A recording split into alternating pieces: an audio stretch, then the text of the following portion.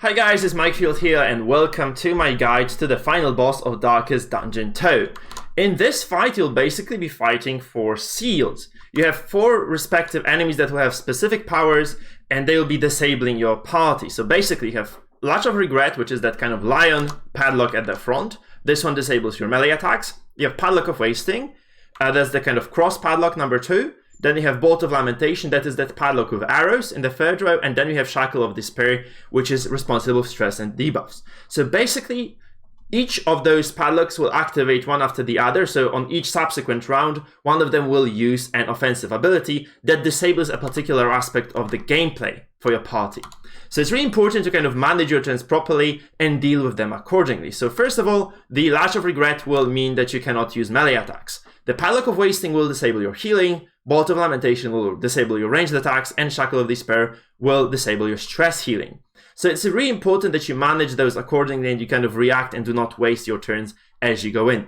The fight usually begins with the Padlock of Wasting, and it will disable the healing for the very initial turn of the fight, and then those will happen interchangeably, and every single round will come with a particular debuff unless a particular seal is killed. Now those seals of course do some other stuff. They will be also doing heavy damage, they will be able to apply stress, and they'll be also able to apply quite heavy CC. So in order to actually deal with this fight, I think, since those seals are immovable first of all, and then second of all they have a lot of HP, 75 HP each, this will be a very lengthy fight. So first of all, you should come prepared. So before you come into here, you should definitely have a lot of consumables ready. You should be ready to just kind of use everything you have because this is the final fight after all.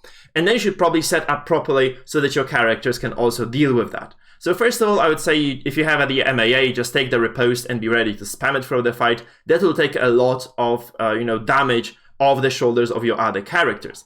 Then prepare some healing consumables because you will not be able to heal at all times. So it's crucial that if you can heal at a particular moment, just use those consumables to top your characters off because damage can be quite heavy here.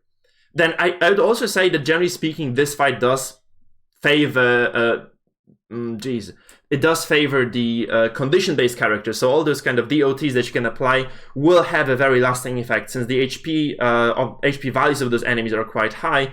The more DOTs you can deal, the more efficient you'll probably be. So having some sort of bleeds, blights, and burns is going to pay huge dividends to you over the course of the fight. So it's very important that you actually just kind of focus on those aspects and are ready to kind of deploy those debuffs as you go. Now, as those enemies will be using some serious heavy damaging abilities as well, you should be ready to disable those. So first of all, I would probably say that you should be blinding that lion seal at the front, so the Latch of Regret, because it has extremely high damage values and can be very disruptive if you're not kind of managing it properly, okay?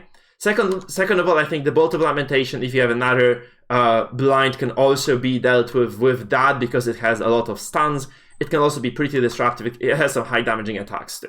Okay, so I would generally speaking say that even though the Padlock of Wasting does disable your healing, it is not that big of a deal if you're prepared for that, so just focus on the frontliner, the Latch of Regret, and the rest of the fight should basically be maybe not a walk in the park, but it should be manageable at the very least, okay? Especially that a lot of the characters, I think a lot of characters in Darkest Dungeon 2 are actually melee characters, okay? So having that ability to actually, remove that melee debuff is going to come up huge in that fight, especially if you come, with relatively low HP and stress values into here. So it's just really important that you are prepared, that you actually focus your enemies appropriately. As you guys can see, I'm blinding those 2 seals that I mentioned here, and this should allow me to, generally speaking, control the fight to a certain extent. Because the Latch of Regret and the Bolt of Lamentation are the damage dealers basically in this fight, and they'll be a massive threat if you are not dealing with them appropriately. As you can see, I'm using a lot of buffs on my MAA, because this basically allows me to have riposte, it allows me to kind of keep my character alive,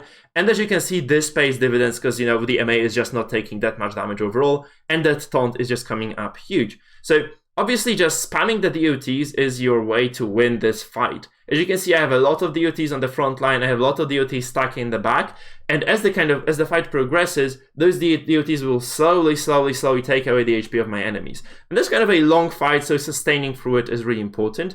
Then obviously having some combos is also quite welcome. I think having a stun resistance is also going to pay a lot of dividends here. As you can see, this Shackle round 4 uses that healing debuff again, so it is not a fixed order, by the way. It is quite random as far as kind of the order of abilities used here goes, so you should be ready for that as well. So that this is really important for you to know, that it's not like a fixed order. You cannot just kind of plan to go against a particular debuff at a particular time. I think they have a certain cooldown, but generally speaking, you should be prepared to manage against those enemies, against those debuffs. So you should be always just ready to heal in between the healing debuffs, okay? That's what I would suggest you do. You can see here that the damage of that third seal, so that Bolt of Lamentation is very high here. It basically takes a single turn to take down my Grave Robber to 0 HP. It does also deliver the Blight.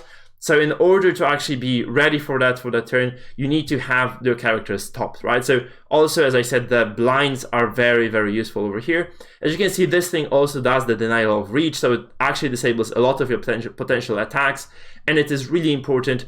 You can see how many attacks count as ranged, by the way. You can see half of my MAA's attacks have actually been disabled. So really, really important to actually keep track of those enemies and actually deal with those ones that disable your attacks first, because I don't think you need to be healing that much in this fight, just that having the ability to consistently dish out damage is really important. So dealing with those first is going to pay huge dividends. So Lash of Regret, Bolt of Lamentation go down first, and from there the fight is relatively manageable at the very least. Having a solid tank, of course, with the Retribution and with the Riposte, with the Taunt is obviously going to help you as well. And if you kind of are able to do this, you are going to be basically set for success. So as you wear those enemies down slowly, at some point you'll basically be able to control the fight fully. As you can see here, I'm just able to consistently apply those debuffs, and I'm consistently able to wear those enemies down. And even though the fight takes about 10 minutes overall, I can just win it no problem. So as I said, let's kind of restate what you're supposed to be doing. Use blinding on the first and the third seal. So Lash of Regret, Bolt of Lamentation should be permanently kept blinded. If you can do this, you're definitely making this fight way easier for yourself. Okay. Second of all, if you do not have the healing debuff active on yourself, use that turn to heal, because it might come next round and then you will have no ability to heal whatsoever, and you might lose some party members and effectively lose the fight as well. So just be ready for that. So those denials of Fortitude are really nasty, but I don't think it's worth to focus that, because that seal doesn't do anything else. So just kind of keeping it around, just kind of working around the debuff is going to be huge.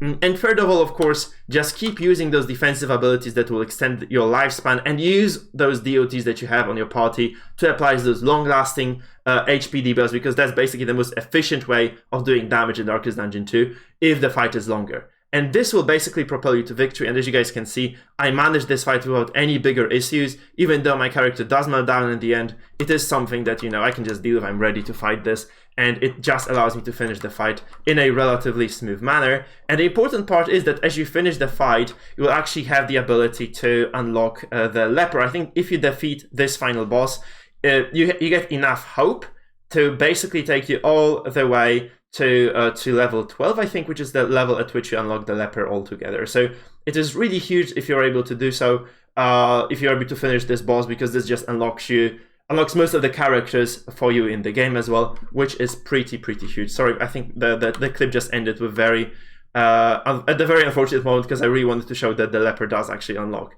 So that is it, guys, basically from me. Thank you for watching. If you enjoyed the video, please remember to leave me a follow on Twitch, to subscribe to my channel, of course, leave a comment below. You have some additional tips for the fight, and finally like the video, and yeah, watch out for more, because I'm gonna be making way more content for DD2 in the upcoming future, including guides for characters, including guides for builds for parties, and for certain party compositions as well. So thank you for watching, guys. See you around in the next materials.